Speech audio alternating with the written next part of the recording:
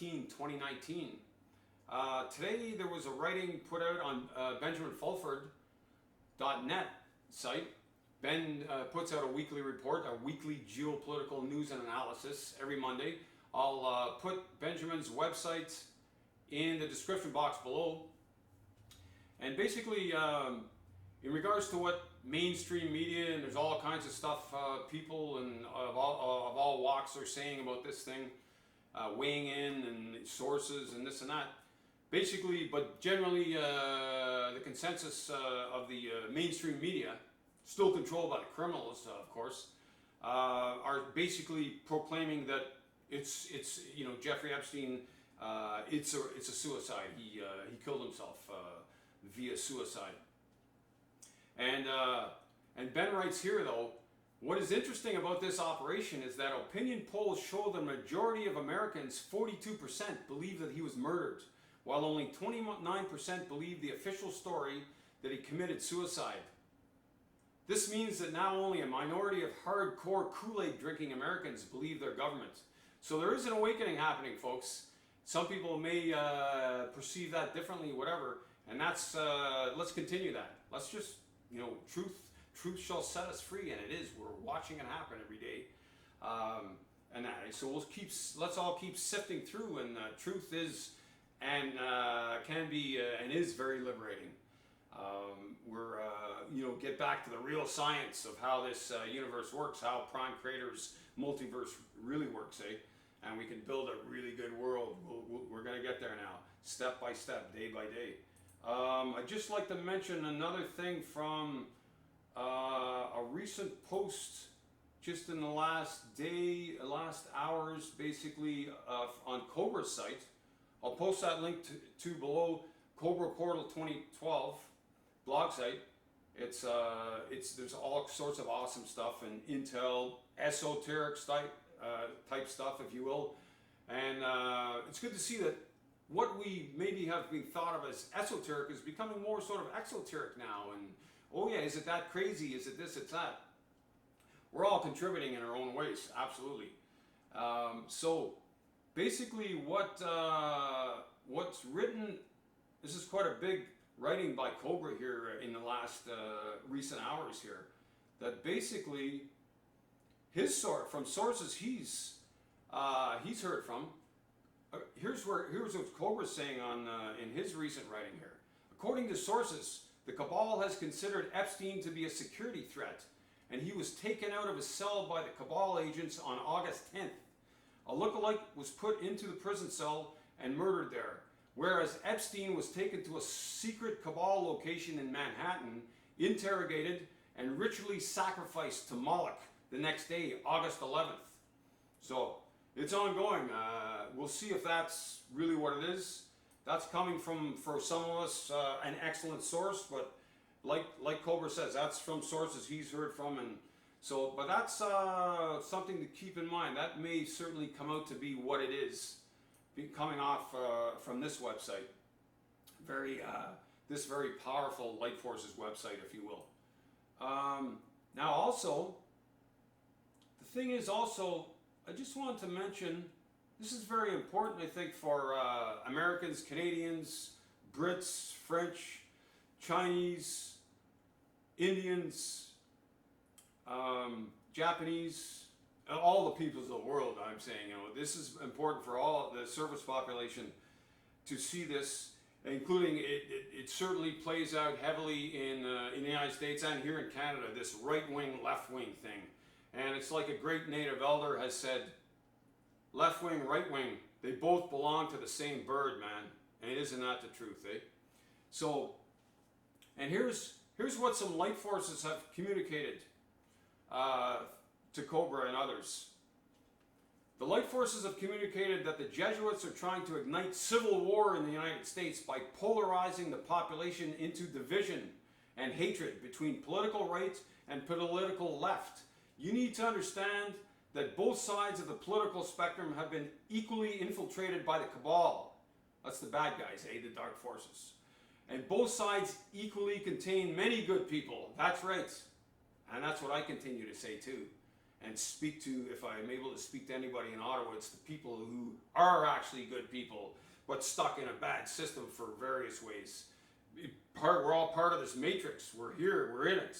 We're enslaved in it in various ways. This is an open air prison we're in, and we're just all sorts of prisons within. And many of our people are unjustly incarcerated right now all over the world. When we restore natural law all over the Earth's surface, step by step, we'll do it too. Many people will be released from the prisons, obviously, because so many people are locked up right now that it's a breach of their basic sovereign rights as a sentient being of this multiverse, etc., etc. So these are very exciting times. We can start to really get to better places for everybody. The new quantum financial system is been mostly silently opening up and being implemented, and so that's very exciting. The new quantum financial system will replace the criminals' black magic Babylonian money system.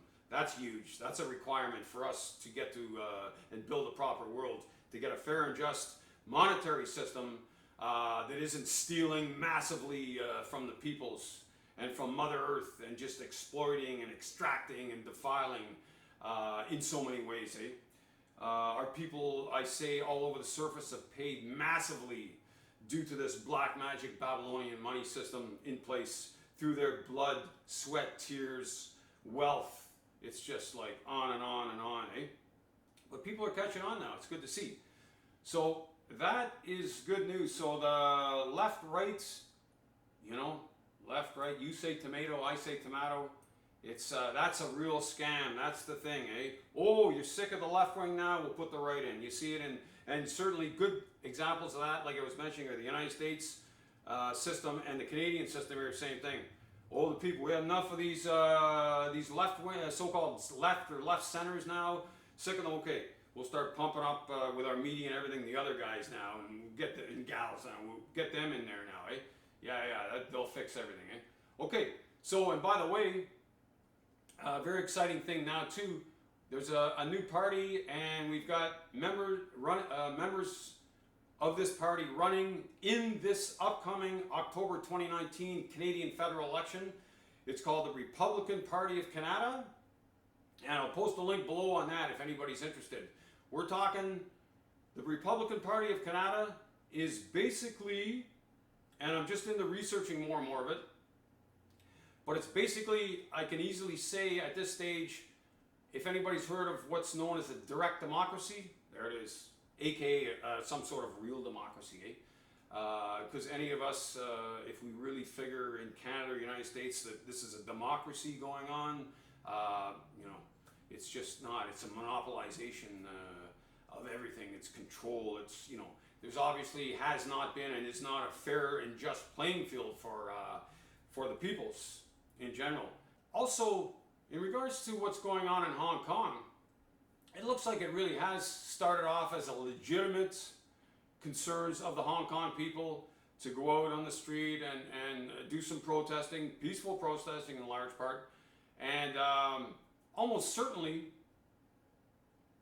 it's been infiltrated by these criminal forces in play, including sending some agents provocateurs in. We've seen that all over the world, including seeing it right here in Canada. And sometimes it's real easy to see, depending how good a crew they send in. There's some that are obviously more professional and can do it, but it's good to see the people of the world are more and more seeing it. I seen a film in France not too long ago, for example, in Paris. The people, the crowd, some of the yellow vests, and that's been going on there for a long time. And that started off as a genuine movement that's being infiltrated some, but it looks like it's holding on. The positive forces are maintaining through their awareness and their soldiering abilities, etc. But it was interesting to see this film. It's on YouTube somewhere. I can find it. Is some of the people, the yellow vests, were actually pointing out this group of 4 or 5 people, all dressed similarly in this black, attire. And a lot of times just the way they're dressed is part of how you can see this. And their behaviors, of course, that's the thing, and being violent, you know, smashing windows and all this kind of stuff at times, eh? But that was interesting. It was right on film, and they were in it. It certainly looked like this little group of 4 or 5 were agents provocateurs. Almost certainly they were. I'd have to be there to actually say 100%, but it's right on film. I found that quite interesting. So anyways, agents provocateurs, if people aren't familiar with that, it's good to get familiar with, because it's been a very destructive force in this world, very and also very effective at times in busting up real movements when people rise and say, hey, you know, this ain't cool, man, we want our human rights, stuff like this. So that's cool to see. And also my Hong Kong Canadian friends, they got wind of this too. I've been speaking to some of my Hong Kong Canadian friends here on the west coast of Canada, and that's what they're figuring too, that there's this foreign influence going on in Hong Kong, agents provocateurs and all this. And so they're pretty, you know, tapped in, that's their families are over and stuff too. So absolutely. So blessings to the Hong Kong people. Okay folks, so we're going to get into now I'd just like to go through my little take here on what a light warrior is, just a couple of examples, and also a couple of examples of what this thing is known as these days as white hats, military white hats. Okay folks, so we'll just go through this, and here's some examples of what I figure would be examples of military white hats and light warriors, if you will. And I just want to say something about light warriors and light workers. Is they wear all sorts of hats, just like the dark forces does, really. Eh? The more negative forces involved, you know, we're all over, and the dark forces are all over, and holding offices all over, including political, of course, military, medical, banking, churches, you know, their whole religion thing. Eh? I mean, look at these churches. They do so much good, so many of these churches around the world. There's people that really have their hearts and soul into it. So when I say, I know that the Vatican at the top are satanic worshipping, criminally insane ones, the Pope, the cardinals, etc. Absolutely. That's a given now if anybody wants to take a look at some of that stuff. And finally, their crimes are starting to actually be processed, and have already been processed to some degree in international criminal courts. It's just a matter of enforcing these convictions. There have been convictions of well-known big fish criminals already, thanks to the ITCCS, the International Tribunal of Crimes of Church and State. One of the co-founders, Mr. Kevin Annett, who is also a member of the Republican Party of Canada, is running in this October 2019 Canadian federal election, running for a seat as a member of Parliament in the North Winnipeg riding, and there'll be there's more people running in that for that party in the upcoming election, and hopefully we'll see that grow. We'll get some more people in more ridings to represent and run for office, run to be a member of Parliament in the various ridings throughout Canada. So, with that said, churches are like the people in so many churches are awesome. They help, you know, they've helped me. I've been poor on the streets and stuff, lining up for example, lining up downtown here when I did through my addictions and all this, being poor out of my own doing. Absolutely, I'm in Canada. There's jobs, whatever I can, you know, work and make some money. I don't, you know, I don't have to starve. I'm fortunate, you know, that way. Because people in other parts of the world are much more economically suppressed, obviously, and much more tyrannized. But, you know, that's another story. There's various types of that, and it's elusive, and it can be subtle, but it can be very jackbooting type of tyranny as well. So I'm just saying, there's an example there. The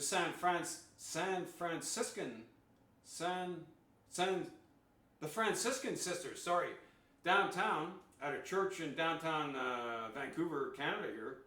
Now I think that got discontinued in recent years, but for years and years, like 5 days a week, you could line up there and get a couple of sandwiches, and they'd usually give you like a little soup and stuff.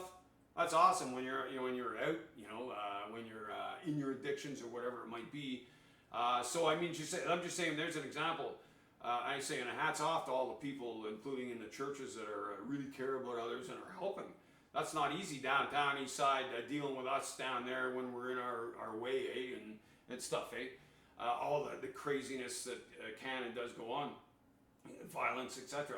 So hats off to the Franciscan sisters in downtown Vancouver. Regardless of what their hierarchy's up to, there's some real good people, and so that's the thing, And there is, by the way, there is a civil war, if you will, going on in the Vatican with the good, the lights, the more positive forces, and basically the more negative forces, So that's playing out as well, man, and that, Okay, folks, so we're going to get into the Lightwarriors and military Whitehats part of this broadcast. Okay, now I'd like to play a little film just so you can hear the audio of this.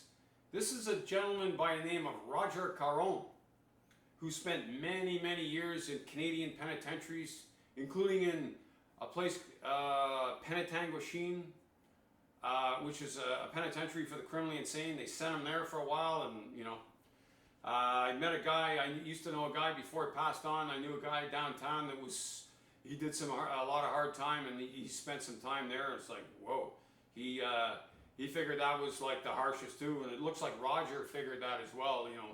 What they do to you there. Get strapped down to gurneys and crank you with big pharma shite and all this kind of stuff, among other things, Baby doll suits, whatever, Okay, so here's Roger Caron speaking. He wrote a book called Go Boy, for those who are not familiar, which he writes about his experiences in prison and, speaks about his life growing up and all that. Awesome book. Should be, hopefully it's in the schools to some extent, and it's something that should be in the schools. When I read that book, it's like, wow, what a great book to be educated on. If you do have to, you end up in one of these institutions to see, there it is, man. And Roger, Roger spent so much time. Roger was basically a bank robber, and so he was, that's was some of the things why he spent so much time, from doing bank robberies and such, theft kind of things like that, So here's Roger speaking of one time, because he was known also. Roger became known. He did escape from prisons at times too, and he tried to escape lots of times. So he became known for a guy who could escape from these prisons too, and did more than once. And this time is a story he's talking about in Kingston Pen when he was attempting to escape, and then he's speaking to the warden here. And what I'm saying here is, to me, these are two light warriors that met in a moment. Roger Caron, the inmate, and the warden at the time of Kingston Penitentiary, who was a Second World War veteran, and he was also in a prison camp. So as part of when he was in the war, he was captured and in a prison camp. So to me, these are two light warriors meeting and having a moment. Why I say that, I don't know anything about this warden, but it was because the response from the warden after Roger said something to him, the warden's response, it's like, wow, there it is, man. The warden didn't say, you don't, and that the warden was there. So here's two light warriors, as far as I'm concerned, speaking to each other, the warden and the inmate. I'm in Kingston. I tried to escape again. I tried to climb the walls of Kingston Penitentiary, going up on the gun towers, and they found me in the yard at 2 o'clock in the morning, and the warden, all these guns are on me, and there's spotlights on me, and the warden saying, well, I know how it was. I was in a prison war camp, if I was doing 30 years, I'd escape too. So there it is, I was in a prison or war camp. If I was in prison for 30 years, I'd try to escape too. So I'm just saying that's, and here it is here. I just want to play a little more of this clip. It's on YouTube, Roger Caron, of the power of the pen, because he started to write eventually after many years of pain, in the system, and he started to write. And he wrote, he did some great writing, including the book called Go Boy, which is a great, something that, we want to have in our schools, some real education.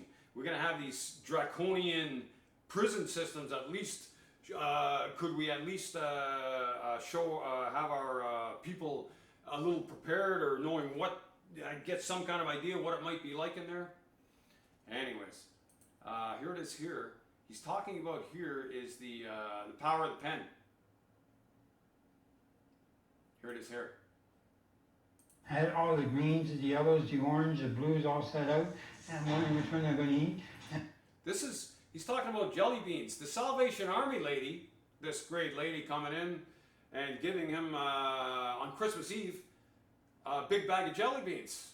He's in the hole, right? So I mean, big bag of jelly beans when you're in a hole. Imagine, like, that's friggin' primo, man. Thanks to the nice lady. Hey, see, a lot of people care, man, including a lot of Salvation Army officers and soldiers, of course. I said, oh wait, here comes a guard. And it's midnight, the shift is changing, and the nasty guy's always on that shift, and it suddenly came to me, I'll write a word on the floor, but I had no education, I couldn't go beyond 4 letters, eh? I find him a very readable author. I enjoyed it. When you think of the Governor General's Award, you think of something rather ponderous and lofty and inapproachable, but that's not. It's one of the more readable books I've ever sat down, and I had a very difficult time putting it down. I waited, and then suddenly I heard him stop at my window, and I could imagine in my mind's eye, him getting that deer in his face, you know. Suddenly I pulled my hand away, he looked down, he saw the word I wrote, and I looked up, and he was livid. He'd been there about 40 years, you know, and he was just livid with anger. And he's shaking his fist and banging on the plexiglass. And then it came to me, the power of the pen over the sword, you know, and the power of the written word. The power of the pen over the sword, the power of the written word. You notice there too, he mentions the mind's eye, his mind's eye. He's seen something with his mind's eye. So, anyways, yeah, Roger has really given a lot, I say, to our society here in ways to expose really this system in place, this draconian-driven system, bang, bang, bang, you know, and absolutely, and yeah, so hey, yeah, absolutely, he did some crimes and was convicted and spent a lot of time, you know. And, we're accountable for what it is. The system in place just is what it is. We don't have to agree with it, though. That's all, you know. It's fine. I mean, for example, when I was in the military, I got in trouble. I went to military jail. I went to military prison, federal military prison at Edmonton. I've never had an axe to grind because I knew how it worked. I don't have to agree with it, though. Things have changed so much since then, for example. They don't put... people don't go to federal military prison in this country that I have for in the 1980s because things have changed. Why? The Charter of Canadian Rights and Freedoms that came out in 1982. And that's right before I went into the Canadian military. And when the 2-year stint I spent in the Canadian military was a great experience all around. I got to travel, I was on the Navy. My brothers ever since, friends, you know, there's an elixir to that. I can see why a lot of us are attracted to that, eh? And it's mostly the brotherhood, sisterhood, the bonding, eh? It's like, wow, man, we're family. It's like, that's another family. So that's another family I have now while in this experience. Some of my brothers from serving in the Canadian Armed Forces. Like, that's, you can't buy that stuff, eh? It's some of these things need to be earned, I guess, and it's well worth it. But anyways, back to the being in the federal military stockade on a 60-day sentence. Basically, for me, I was late for work, and you shouldn't be late for work. Absolutely, it's pretty serious, including in the military. Eh? And then you could go to prison certainly for being late. I'm not saying you can't still to these days, but in large part, yeah. What I went to military prison for in the 80s, you wouldn't go to military federal prison now. You might get ousted, you might get kicked out of the military, sure, of course, but you want to go to prison. I'm just saying, well, that's what it was like then. So I never had an axe to grind, but I never agreed with it. It's like, what? This is like an overreaction here. Yeah, I'm late, whatever. Because basically my last charge, after about 5 charges of being late for work over a 2-year period, which is known as AWOL or drift, as we say in the Navy, right, is... what it was I showed up 10 minutes for late on duty watch on the ship, and I was still drunk. I woke up in the morning, I was still drunk, so I started cracking jokes. And of course, the petty officers that were in charge of the watch said, "Shut up," understandably so, eh? And I was still drunk, so I just kept carrying on. And then once I got to a level where I knew, I'm in trouble now, like serious trouble. So I just kept it going for a while. And then, anyways, the process went through, and I ended up going to Edmonton for a 60-day sentence, and marched with what I say to this day. The people I got to work with there, marched with the other prisoners and detainees. It's really detainees, eh? That's really the word used there. You're a detainee. And that's something to look into too, what detainee is. Kind of like things get suspended, like some of your rights and stuff, eh? That kind of thing. But anyways, it was like awesome training in a sense too. Not an easy place to be. 16, 17 hours a day, you're basically got to hook your body up to other people's commands, and when they want you to march and do push-ups and stand against the wall and mark time, whatever it is, eh? Everything's a parade, eh? And all that. But anyways, I got to march with some of the best seasoned soldiers, or of the best, some real seasoned soldiers in the Army, Canadian Army, and Canadian Navy. It was mostly hard Navy and hard Army trades. There was hardly any Air Force. I found that interesting. It was definitely a certain groups within the military that seemed to end up in that prison, eh? The hard Army trades, if you will. The riflemen, the artillerymen, the marine engineer in the Navy, the boatswain of the Navy, etc. These what some of us refer to as hard Army or hard Navy trades, if you will. So anyways, I got to march with, including Canadian Airborne Regiment, Special Forces here in Canada, which is a very elite force of commandos. Unfortunately, they disbanded it. Big mistake, obviously. Very tragic for our military, and that's another whole story in itself. But anyways, at the same time, one thing I came out of that too, and I did well in there. I marched hard, so I got out early. I got basically my third chopped off my sentence because I marched hard and didn't get regardless of what came down, I didn't get myself thrown in the hole, bread and water, all that. Or like you see some horror stories and people not choosing not to cooperate to a level where they end up in a baby doll suit and bread and water and pretty nasty stuff.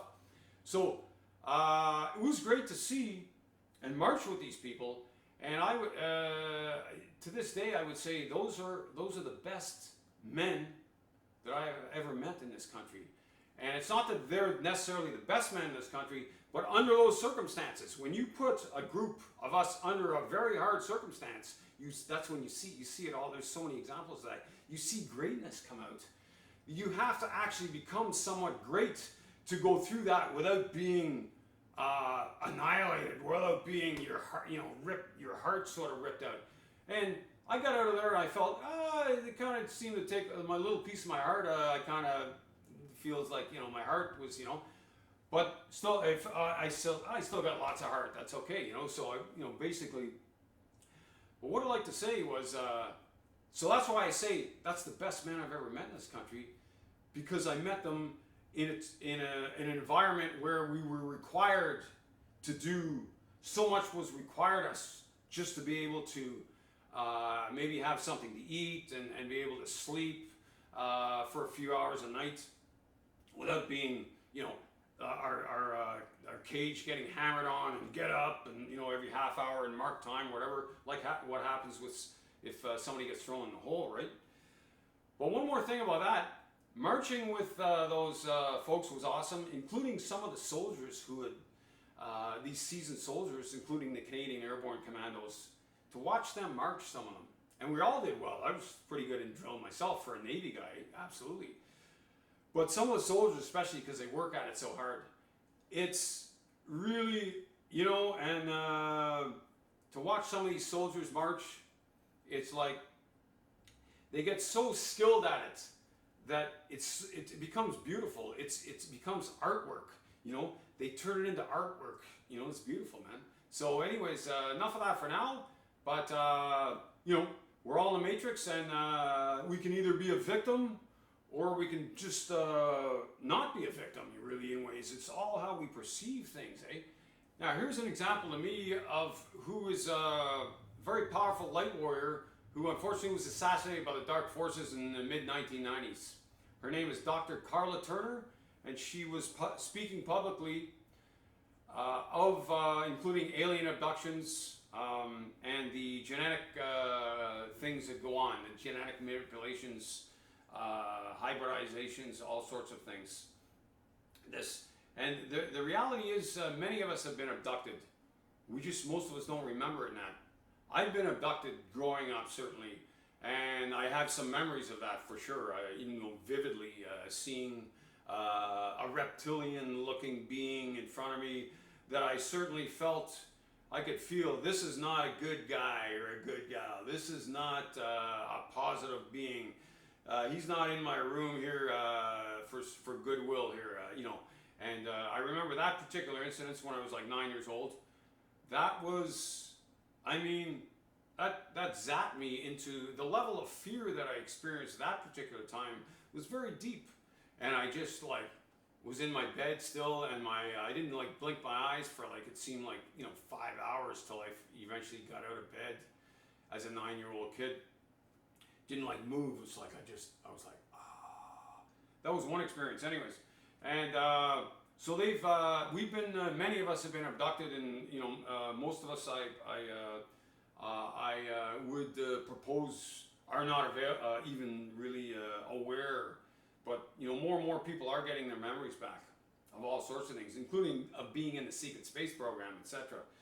But here's Carla Turner in the mid-1990s speaking, just a little bit on her, a little bit of her speaking here about some of these things. And reports can almost make you forget about the numerous other reports in which abductees experience great pain, suffering during their abductions, as well as severe, sometimes even fatal physical after effects and emotional distress afterwards. Some apologists for the aliens call such problems unfortunate but unavoidable, as if they were privy to the do's and don'ts of the alien conduct. But if inflicting pain or permanent damage can be controlled and avoided in certain cases, we can have and do have the right to ask, why is it not extended to all abductees, which it certainly is not. So it's just a little bit on Dr. Carla Turner. It's you know, some mind-blowing stuff, like I say, to this day, for most of us even to hear that. But there's, to me, an example of a great, powerful light warrior, and in fact, Dr. Carla Turner is an example of a very powerful light warrior that there's like an unofficial agreement between the dark forces and the light forces, if you will, to leave be the very powerful light forces members on the surface. And it goes both ways at times, certainly. But as any of us more and more know, as far as these dark force, very corrupted of light criminals, you know, they don't play by the rules, you know, or when they figure it's advantageous to them. So it's really, they tend to be the type that they have to be forced to play by the rules. And that's finally what we're at here now. We can start to build stronger and stronger positive forces here on Earth and all over the solar system, and really start to get this really hyper dark activity in check and get it neutralized eventually, so we can start to build a proper world for everybody. But hats off to Dr. Carla Turner and her teachings and her speaks. At least we can still get her, you can listen to her, you can find her on YouTube, etc. If you'd like to listen to what she's got to say. Because very excellent lady, and you know, it's just like I say, she's speaking way back then of stuff that's basically very mind-blowing to probably most of the surface population to this second day. All right, here's another great light warrior, gentleman by the name of Phil Schneider. Just like to play a little audio of Phil speaking here in the 1990s. I'm going to sum up this talk by mentioning an overview of the alien agenda. The alien agenda is really decimate the planet, to take the remaining human subjects as slaves, and the aliens would use this planet for their own means. Number one, this cannot be allowed to happen. The world takeover plans of the New World Order, a direct carbon copy blueprint of Adolf Hitler's routine of 1933 to 1938, must not be allowed to happen. That includes the name, the New World Order. That was purposely used, folks, because most of us have been lazy. We have not read our history, and I'm talking to you because I'm one of them. We have not read our history books. Things have been omitted.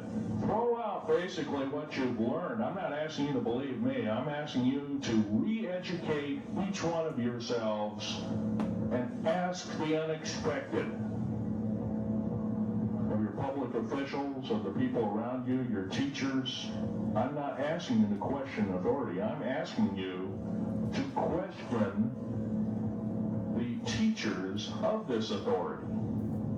Is this right? Is this law correct? If a law, one of the best statements ever come out of the mouth of any human being, believe it or not, was, I think, by an incredible black man, the name of Jesse, not Jesse Jackson, it was Martin Luther King, excuse me, said, an injustice anywhere is a threat to justice everywhere. That should be a motto that we live by. Not so much for the man who said the motto, but I'm sure George Washington said something similar. Who said, an uninformed populace is a populace in slavery. There's just a little bit on Phil. Anybody not familiar with Phil Schneider? Check him out. He was saying some very mind-blowing stuff in the mid-1990s as well. And unfortunately, he was assassinated by the Dark Forces in the mid-1990s because he began to speak publicly. Phil is a brilliant guy, geologist, engineer, scientist, involved in helping build at least 13 of the deep underground military bases. And it's quite a story there, including his father, who was a U-boat captain in the Second World War, and he was one of the science class Germans, if you will, that were brought over under Operation Paperclip because of his brilliance, etc. And so Phil just found that out when right before his father passed on. His father said that to him, that he was in fact a U-boat captain in the German Navy in the Second World War, etc. So this is Phil to me is a great example of a very powerful light warrior, and the Dark Forces were supposed to leave this guy alone for sure too, just like Carla. But the Dark Forces they don't play by the rules. They often have to be forced to play by any reasonable, rational. Be involved in any reasonable, rational, lawful process, of course. So, but yeah, very interesting. And Phil speaks about a firefight he was involved in, where he, miraculously survived his tough constitution after months in the hospital, and he lost fingers, and as he explains it, this energy weapon that it was a couple of tall grays he got in a firefight with, and there was many others involved. When they went down into, there was some kind of problem. They were building a base, and what was happening was there was Greys had an area down there they were residing in, and so the conflict happened, and so as he explained, the energy weapon that one of the Greys sent to him opened him up like a sardine, his stomach, but anyways, he miraculously survived. And then after that, he started to speak, make do public speaking engagements, etc. Until he was assassinated, unfortunately, by the deep state, the cabal, whatever we want to call it. So hats off to Phil Schneider, man. His teachings live on, his truth lives on, his power, his courage live on, man. This is, beautiful. This is a very powerful light warrior. that continues, of course. When we leave this experience, we go on to another experience. Phil, wherever you are, bravo, monsieur. So just an example of a couple of light warriors, or 3 or 4 of them, I figure would be good to me. Good examples. Light warriors that I really appreciate their teachings, their courage, their quest for truth and light and love and justice, all that cool stuff. And also, when we speak of really light worker, light warrior, we're all combinations of that, aren't we? If we want to be of the light, in the light, all that. And it's thanks to, there's so many people on the surface right now that really go with the flow, and they don't make much noise or go against the grain. And that's actually, in so many cases, we need so many of those people. They are very, would be considered light worker orientated, where you're not, sort of pushing the envelope so much, but they're all over the world living very righteous lives in large part, not stealing off others, not harming others in ways. They're involved, they're in the matrix like we all are, so it's not like, we're not haven't been feeding this matrix, this prison matrix, including myself. It's not that, but we're becoming aware of that. But that's very important to holding the light quotient here on Earth, on the surface. As the light quotient has been expanding faster and faster now, there's no doubt about that. And thanks to all the sort of light worker orientated ones that are living as best they can, peaceful, righteous, virtuous lives, hardworking, all that, taking care of their families, being very responsible, very rational, reasonable overall. So that's the thing. I think there's been some misperception of a lot of those people out there, that people are saying, "Oh, you're all asleep, you're sleepwalkers and all this." And yeah, we've all been asleep in ways, and it's the awakening is finally happening here. 2012 plus, really, it is increasing, eh? So that's I just wanted to mention that about if whoever's out there and not necessarily speaking up, so to speak, but they're living their life in a righteous, virtuous, lawful way as best they can muster in the moment. Certainly, that's awesome, and they're the light carriers, man. They maintain the light quotient. Without those people, we're done, man. Absolutely. And then there's the more light warrior type that tend to live a little more on the borderland of this world and the next, if you will. There's all different types. But like I say, to me, that's the way I look at it.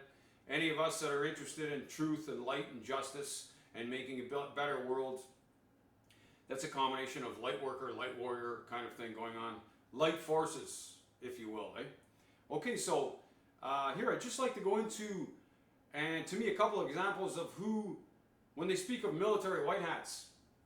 Here's one, a Canadian general that I think is just an awesome guy. And so I'm going to show a couple of very establishment people here, generals.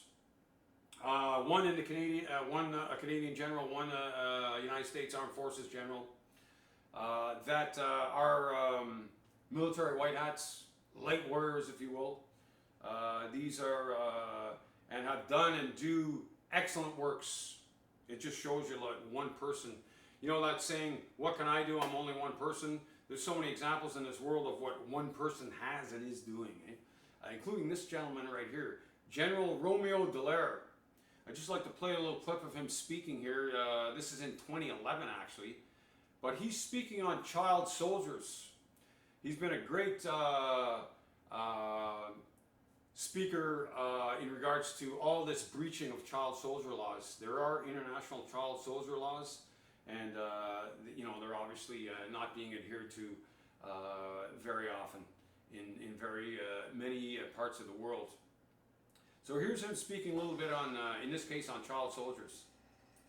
There are 17 active conflicts, but there are within 31 countries children that are recruited as active members of forces, be they by government forces or non-state actors. And variety of stages of war or conflict. Some are long-standing and sporadic, and others are far more aggressive and deliberate. But the element that is, I think, pertinent is that there are still countries that in their own forces, they recruit well under the age of 18, even 15, into their military, which is right against the optional protocol on child rights. So who's most vulnerable to being pulled in or forced in? Well, 40% in that figure are girls. That number has not decreased. In fact, there is sort of a question of whether or not that number could even increase, because the girls are far more effective and useful than the boys. When I looked at the child soldier problem, I didn't look at it as a demobilization and rehabilitation and reintegration, except for re-recruitment, because that happens. I looked at it and why are they recruiting them, and what do they do with them? So I looked at it very much as a soldier looking at, well, if this is an instrument in conflict, then is it a weapon? Is it something that is useful to people? And have been analyzing it as a weapon system and trying to dissect how to neutralize, to render it ineffective, to in fact make child soldiers a liability to adults. And in doing that, particularly the experience in Sierra Leone at the end of that war in 2001, I could demobilize and get at 10 boys for every girl. Because the boys are sort of used as young warriors and so on, and that's pretty well the limit. While the girls are, through the indoctrination, drugs and fear and so on and abuse, are not only up front leading and commanding other children, but in those male-dominated societies, they also run all the logistics. So they build the bivouacs, they get the food, they carry the water, they carry the ammunition, and so on. And they're also the sex slaves and the bushwives of the adults. So there's General Romeo Dallaire speaking, just a little part of a clip.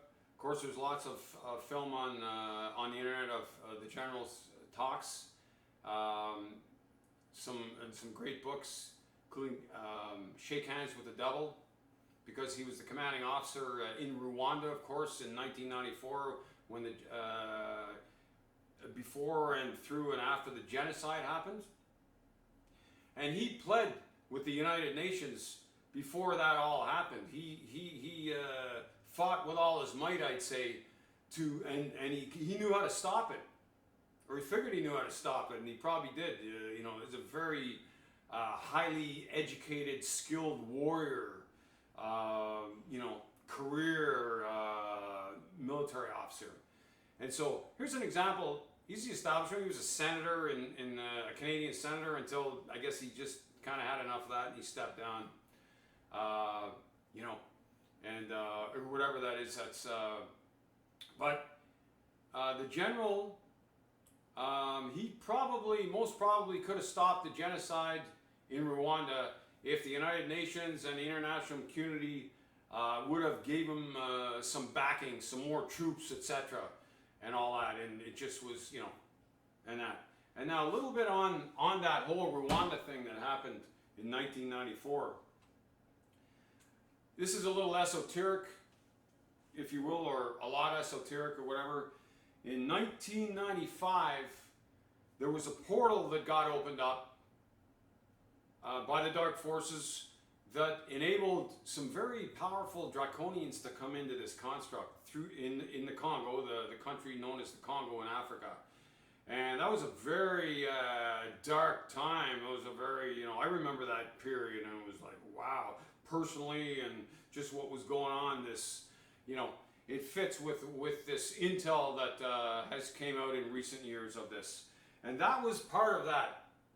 What happened to Rwanda, this massive blood sacrifice by dark forces orchestrating it, including preventing it being stopped by this great general warrior who knew what to probably knew what to do. He would have certainly massively reduced it, whatever. He was pleading with the UN, etc., and they were just, you know, there's quite a story to it if you want to look into that, those who aren't familiar. But that's what happened. That led up and was part of what enabled that portal to open up, so that some of these very powerful demons, if you will, as some people might call them, come through the portal in the Congo. And so that's another story. Like I say, you know, most people think, oh, this guy's crazy, whatever. That it's all going to come out now anyway, step by step. So, but another example of a great light warrior and a military white hat, General Romeo Dallaire. Now, here's another military white hat, if you will. General Michael Flynn of the 33 years active service in the United States Armed Forces. And of course, in recent years, he's had some legal troubles. Since this, certainly, Since this, he said some things here at the 2016 Republican National Convention. And here's a little, just part of a little clip of General Michael Flynn when he was speaking in front of an audience there. And like I say, after that, as a lot of people would know, he's had some legal problems here. He's, you know, and that, so this, well, here it is anyways. Here's General Michael Flynn. Lock her up, lock her up.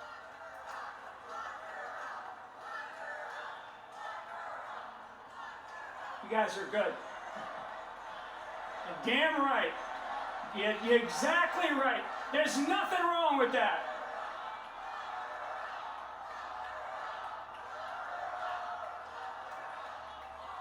And you know why? And you know why? You know why we're saying that? We're saying that because if I, a guy who knows this business, if I did a tenth of what she did, I would be in jail today. So, crooked Hillary Clinton, leave this race now. There it is, folks. Basically, the general, hey, you hear him say that? If I did 1/10 of what Hillary Clinton did, I'd be in jail. All right, ladies and gentlemen, thanks for listening. A little quote from Louis Riel. Rome est tombée. Rome is falling. Absolument, Louis. Bravo. And thanks to all the light forces everywhere. The light forces of Hollow Earth, the light forces of the Agartha network, light forces all over the Earth's surface here, light forces in the skies here. That includes the lower Earth orbit, mid-Earth orbit, upper Earth orbit, and outside the atmosphere, all through the solar system, all through the galaxy and beyond.